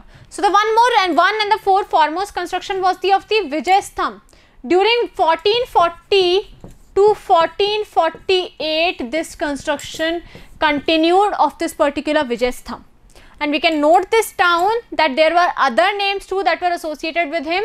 It was also known by the name of Victory Tower, as it was in the victory made by Kumbha against Malwa सुल्तान महमूद खिलजी। जब ये उससे जीत जाते हैं तो ये इस ट्रीटी ऑफ विक्ट्री टावर का, या फिर हम बात करेंगे आपके विजय स्तंभ का कंस्ट्रक्शन कराते हैं। विजय स्तंभ को और किन किन नामों से जाना जाता है तो नोट कर लो भैया। पहला है कीर्ति स्तंभ, जैन कीर्ति स्तंभ नहीं है, फिर बोल रही हूँ विष्णु ध्वज, गरुड़ ध्वज, म्यूजियम ऑफ आइडल्स, क्योंकि यहाँ पे बहुत सारे आइडल्स यानी कि मूर्तियां आपकी रखी हुई थी। तीसरा एनसाइक्लोपीडिया ऑफ आइडल्स, क्योंकि यहाँ पे बहुत सारे आइडल्स थे तो उनकी स्टडीज भी होती थी, तो एनसाइक्लोपीडिया ऑफ आइडल्स भी इसे हम कह सकते हैं। तो ये कुछ 5 इसके और नाम हैं जिन नामों से ये विजय स्तंभ या आपका हम देख सकते हैं विक्ट्री टावर जाना जाता था। क्लियर है इतना? अगला देखो, This building has a 9-story with height of 122 feet. 9 floor की बिल्डिंग थी। हर एक फ्लोर पे एक अलग खास बात थी, जिसमें से 3-4 जो खास बातें हमारे सामने डिपिक्टेड है वो ये हैं। पहली खास बात ये थी that it was on the 3rd floor that Allah was written, which depicted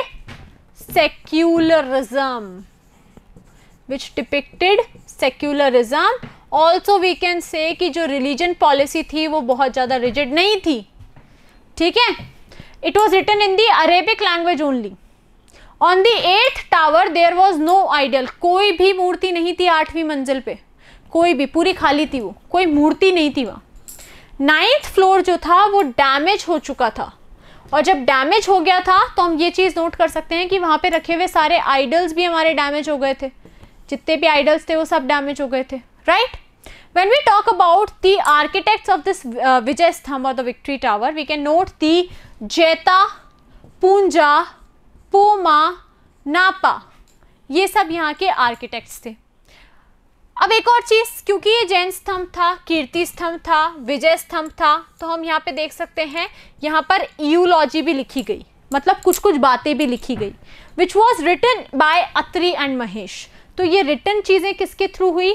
Atri और महेश के थ्रू हुई।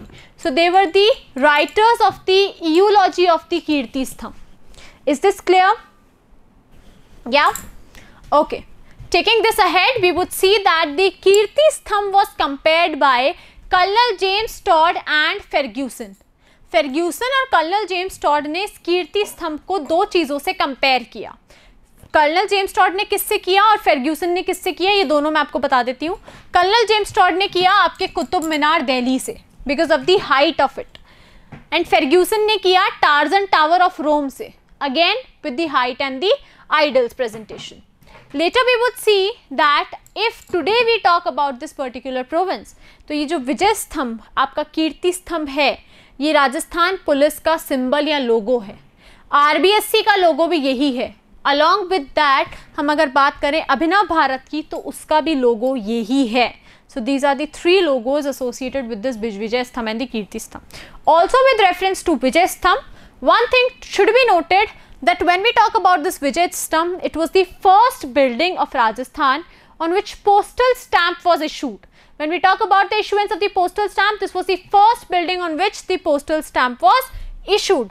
Later we would see that Jain Kirti Stambh was also there, also known as the Adinath or the Smarak Tower. We would see that not Kirti Stambh of Kumbha. This is different from the Victory Tower of Kumbha. ये उससे associated नहीं है, इसे हम आदिनाथ स्मारक या tower भी कहते हैं। और अगर हम इन जैन कीर्ति स्तंभ का रेफरेंस देखें तो ये ऋषभ देव से है। किससे है इसका रेफरेंस? ऋषभ देव से है। इसका रेफरेंस आपके जैन विक्ट्री टावर से या कीर्ति स्तंभ से नहीं है। It is a 7 story building, तो यहीं पे डिफ्रेंशिएट हो गया। अगर हम विजय स्तंभ की बात करें तो वो 9 स्टोरी बिल्डिंग है। वो क्या है? एक 9 स्टोरी बिल्डिंग है। दिस वॉज कंस्ट्रक्टेड बाय जीजा शाह बगरवाल, और उसका कंस्ट्रक्शन हमने देख लिया था जैता, पुंजा, पोमा, नापा, ठीक है। Here we would see it was dedicated to lord Adinath और Rishabh Dev, considered to be the Tirthankar of the Jainism. जैनियों के तीर्थंकर की कैटेगरी में ये आते हैं और बहुत इंपॉर्टेंटली हैं, क्योंकि ये चीज़ें हमारे लिए याद रखना इंपॉर्टेंट है कि किसको डेडिकेटेड जगह है ना। चलो, Moving towards the next point, here we will talk about that apart from these Kirti Stambh, Kumbhalgarh was also constructed. तो he was into forts construction too. तो आपके कुंभा ने फोर्ट्स कंस्ट्रक्शन भी देखा था. क्या किसी को कोई फैक्ट याद है फोर्ट कंस्ट्रक्शन के लिए? फोर्ट कंस्ट्रक्शन की कैटेगरी की जब हम बात करते हैं कि इन्होंने कुंभलगढ़ बनवाया, अचलगढ़ बनवाया, हमने देखा भूमठगढ़ बनवाया, तो क्या फोर्ट कंस्ट्रक्शन के लिए इनका कोई फैक्ट है क्या जो गिवन है? कोई आर्किटेक्चरल डेवलपमेंट में इनका कोई फैक्ट है क्या जो आप लोगों को पता है कि yes ma'am this was his architectural contribution? Yes yes yes ma'am, we can note that there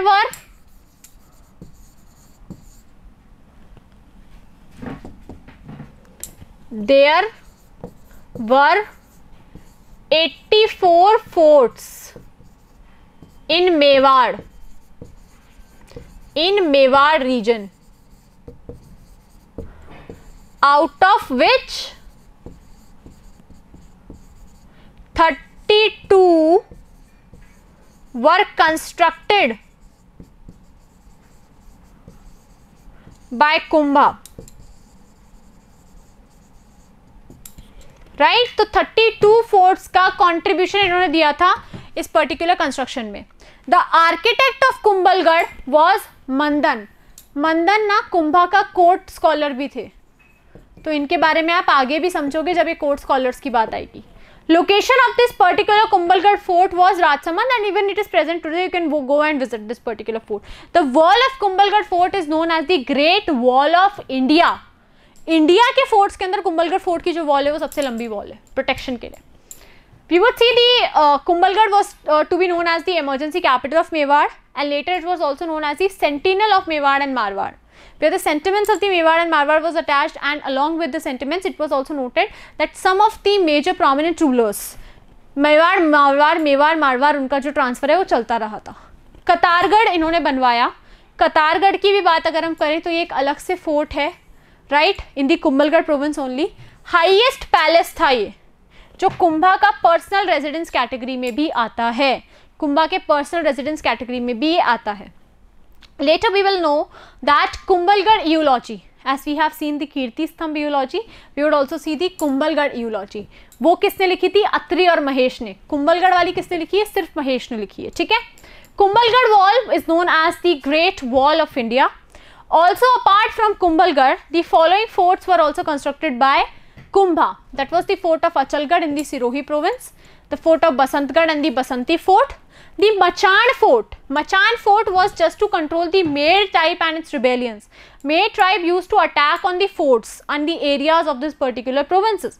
तो इन्होंने क्या किया? इस फोर्ट का कंस्ट्रक्शन कराया ताकि इस फोर्ट से ये मेड ट्राइब के जितने भी रिबेलियंस हैं उन्हें कंट्रोल कर सके. फिर एक फोर्ट कंस्ट्रक्ट करवाया, भोमट फोर्ट.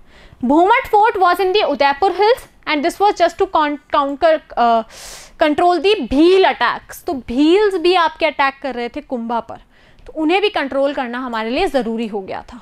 ठीक है. Is this much clear? Fort construction clear हुआ. Later we will also know that the Kumbhaswami temple was also constructed by him. अभी तो बहुत सारे टेम्पल्स भी हैं, फोर्ट्स के साथ साथ इन्होंने टेम्पल्स का भी कंस्ट्रक्शन कराया. तो अब यहाँ पे क्या ट्विस्ट है? कुंभस्वामी टेम्पल. कुंभस्वामी टेम्पल का एस्टैब्लिशमेंट इन्होंने चित्तौड़ फोर्ट, कुंभलगढ़ फोर्ट और अचलगढ़ फोर्ट के अंदर ही करा दिया. इन फोर्ट के अंदर ही, ये तीनों के अंदर ही कुंभस्वामी टेम्पल है. तो इनका नाम क्या क्या है? चित्तौड़गढ़, राजसमंद और सिरोही. ये तीनों एरियाज हैं. फोर्ट है Chittor fort, Kumbhalgarh and Achalgarh, where this Kumbhaswami temple is being located. Jain temple of Shringar Chhavni. Shringar Chhavni temple dedicated to Shringar Kanwar, being built by Kumbha, क्योंकि कुंभा की बहू थी. Ranakpur temple also very important.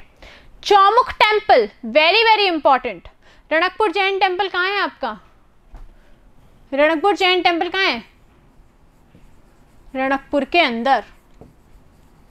ठीक है.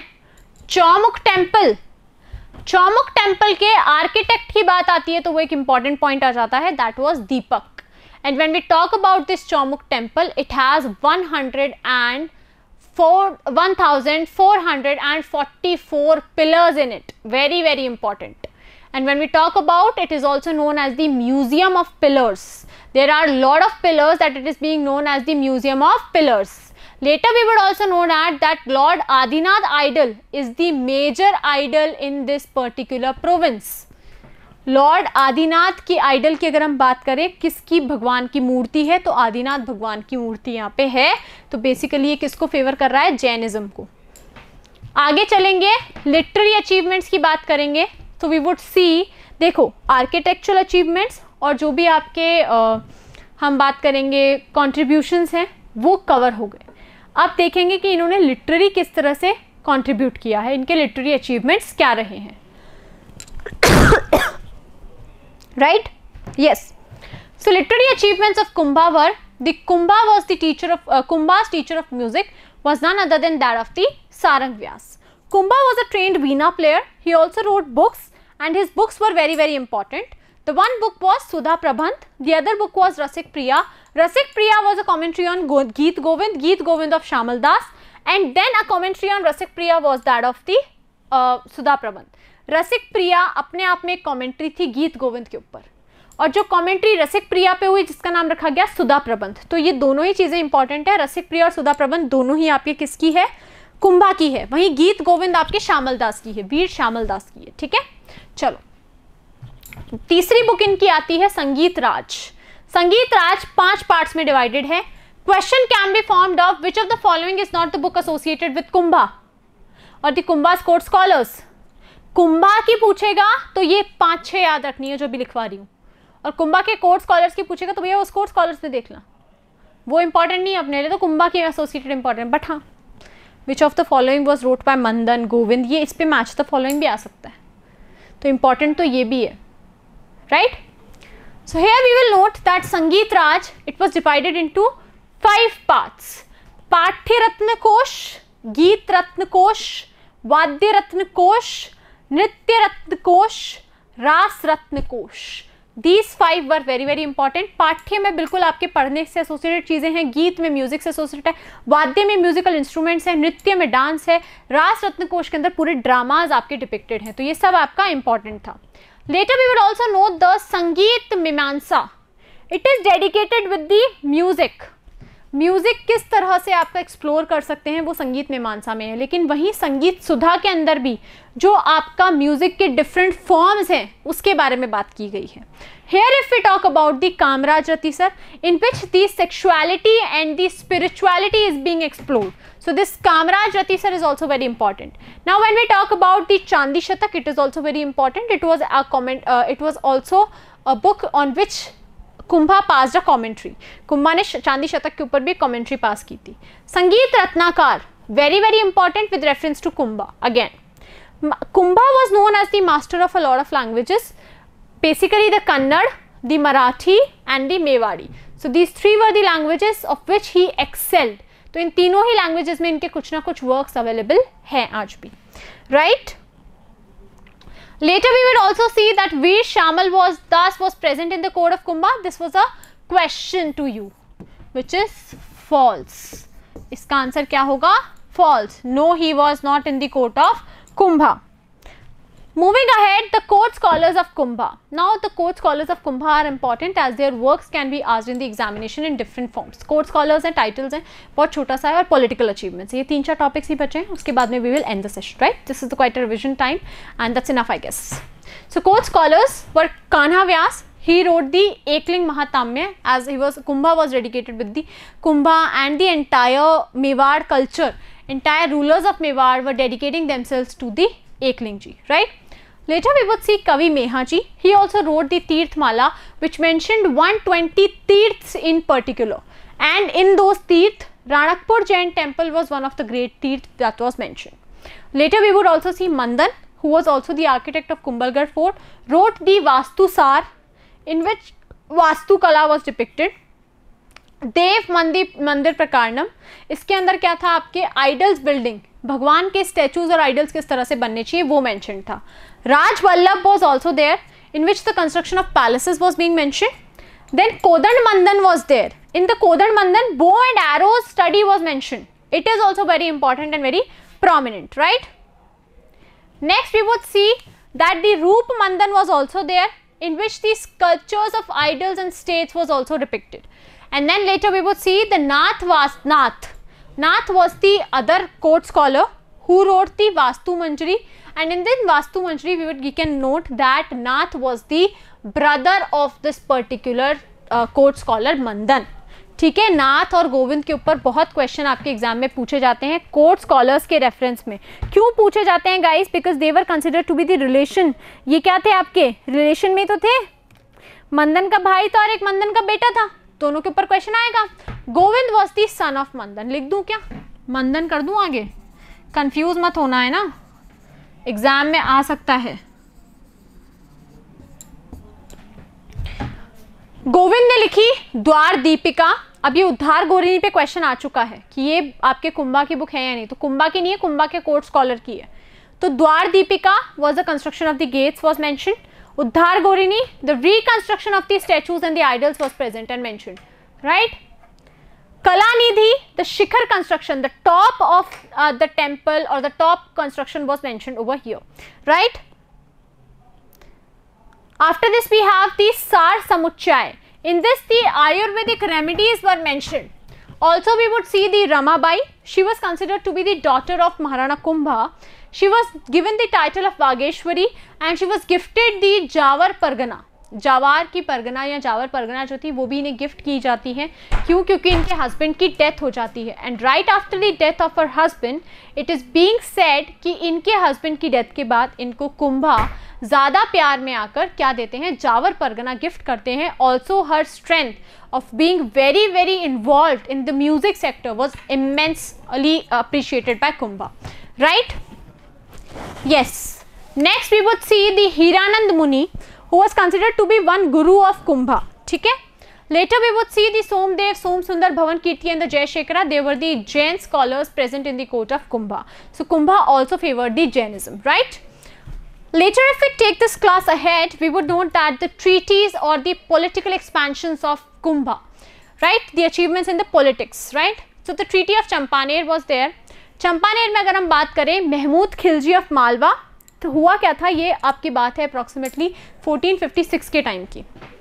Mahmood Khilji of Malwa and Kutubuddin Shah of Gujarat, they both collided, they both came together and they decided that now we will fight against Kumbha. हम क्या करेंगे, कुंभा के खिलाफ लड़ेंगे और कुंभा को हरा देंगे. और जब कुंभा को हम हरा देंगे तो मेवाड़ हमारे पास में आ जाएगा. तो इन्हें स्ट्रैटेजिक मेवाड़ चाहिए था. जब मेवाड़ हमारे पास में आ जाएगा तो मेवाड़ को हम दो भागों में डिवाइड कर देंगे इक्वली, आधा मालवा के पास और आधा गुजरात के पास. तो ये दोनों ही क्या कर रहे थे, प्लानिंग कर रहे थे. उल्टा ही हो जाता है, रिजल्ट कुछ निकल के नहीं आता. कुंभा बच जाते हैं और ये लोग हार जाते हैं दोनों. फिर होता है battle of Sarangpur, took place in MP in 1437. Kumbha versus Mahmud Khilji, this was after the treaty of Champaner, right. हाँ, ये तो ट्रीटी है, वो बैटल है, इसमें कुंभा ने कुछ इन्वॉल्वमेंट नहीं किया होता. ट्रीटी में वो लिखते हैं कि हम कुंभा को हरा देंगे और हम मेवाड़ को मालवा और गुजरात में आधा आधा बांट लेंगे. ये ट्रीटी में लिखते हैं, होता नहीं है. बैटल अब होती है, तो बैटल ऑफ चंपानेर होती है. खिलजी ने क्योंकि मोकल के मर्डरर्स को शेल्टर दिया होता है, Mokal was the father of Kumbha and Khilji gave shelter to all those Chacha Mera and Mahpa, so that was not accepted to Kumbha. So he fought a battle with Khilji, Mahmud Khilji at Sarangpur MP, and Kumbha won and constructed the Vijay Stham in memory of this particular battle. Then later fought a battle with the Malwa and Gujarat together, the battle of Badnor. Kumbha again won. Sehesmal Deoda of Sirohi helped the Sultan of Gujarat. So Gujarat seeked help from this Sehesmal Deoda of Sirohi, and then Kumbha defeated both of them and captured the Sirohi, right? Later we would also see the battle of succession of Nagaur. तो नागौर में क्या हुआ, शम्स खान और मुजाहिद खान. शम्स खान था भतीजा और ये था चाचा, ठीक है, मुजाहिद खान. तो मुजाहिद खान और शम्स खान के बीच में बैटल चल रही थी. शम्स खान कुंभा से हेल्प मांगते हैं, कुंभा इनको हेल्प करते हैं, बैटल जीत जाते हैं. शम्स खान मुजाहिद खान हार जाते हैं. बैटल जीतने के बाद में शम्स खान मना कर देते हैं कि क्या हो गया भाई, मैं तो कोई सक्सेसर नहीं मान रहा हूँ आपको, आपकी कोई सुप्रीमेसी नहीं है, मैं तो होल सोल मेरा ही साम्राज्य है. और ये बोलते हैं कुंभा, अच्छा भाई अभी रुक बताते हैं. तो फिर थोड़ा एक बैटल होता है और कुंभा नागौर को भी अपने अंडर में ले लेते हैं. तो this was the way Nagaur and Sirohi was annexed by Kumbha. Later we would see the titles associated with Kumbha, which are also very important. So Hindu Sultan was the one title that meant the protector of Hindus. Rana Raso, as Raso stand for the literature, and he was a Rana, so Rana Raso. Hal Guru, as he was living and winning the hilly areas, so Hal Guru. Hal was hilly. Chap Guru, Chap was archery, architecture, everything, right? Param Bhagwat, Vishnu's devotee. Param Bhagwat, Bhagwatism, right? अभिनव भट्टाचार्य, तो इनकी book थी संगीत राज, जो बहुत ज़्यादा parts में और भागों में डिवाइडेड है. उसके अंदर हम देख सकते हैं क्योंकि उसकी जो नॉलेज थी वो सिर्फ आपके अभिनव भट्टाचार्य के पास में थी, तो इनको अभिनव भट्टाचार्य भी रेफर किया गया. आदिव्रह, क्योंकि ये लॉर्ड विष्णु के डिवोटी थे तो इन्हें आदिव्रह और परम भागवत दोनों ही नामों से जाना गया. Later we would also see that how was his death took place. तो आयरनी वॉज, इनकी डेथ को क्या कहा जाता है, एक आयरनी इंसिडेंट कहा जाता है. जिस कुंभा ने बड़े बड़े साम्राज्य को नहीं टिकने दिया, गुजरात मालवा नहीं टिक पाए जिनके सामने, उनको उनके बेटे उदा सिंह ने मार दिया. तो हिज सन उदा सिंह किल्ड हिम. उदा सिंह ने अपने ही फादर को मार दिया. उदा Singh the son of Rana Kumbha killed his father. So that was the great legendary story and the things associated with Rana Kumbha. And I hope all of you have paid a strict attention to all the points over here. And by this we would like to end the session. और एक चीज हमेशा याद करना, ठीक है, हमेशा याद रखना that कुंभा, राणा सांगा, महाराणा प्रताप, इनसे कोई भी क्वेश्चन आए ना तो लेगेसी ओरिएंटेड क्वेश्चन करके जरूर आना. ठीक है, मतलब ये वो बातें हो गई कि ये तो मैंने ऑलमोस्ट तीनों क्लासेस में कवर करा दिए हैं, बहुत अच्छे से कवर हो गए हैं. इनसे तो कोई भी क्वेश्चन ऐसा बनता ही नहीं है जो आप छोड़ के आओ. बस याद करने की देरी है. याद करो, क्वेश्चन सॉल्व करो और एग्जाम धड़ल्ले से देकर आओ आंसर्स, अच्छे आंसर्स, सही आंसर्स. ठीक है, so that was all for today guys. I hope you have enjoyed the session and if you have enjoyed please like the video. You all are not liking the videos. I can see that views आ जाते हैं, आप लोग like he नहीं कर रहे हैं. पसंद नहीं आ रहे क्या? चलो कोई बात नहीं, पसंद नहीं आ रहे हैं तो फीडबैक दे दो, लाइक करो, शेयर करो, चैनल को सब्सक्राइब करो ताकि फर्दर क्लासेस का नोटिफिकेशन मिलता रहे और ऐसे ही हमारे साथ में जुड़े रहो. सम्यक सिविल सर्विसेज की पूरी टीम की तरफ से thank you so much guys. See you very soon. Keep liking, keep sharing and keep studying. Thank you.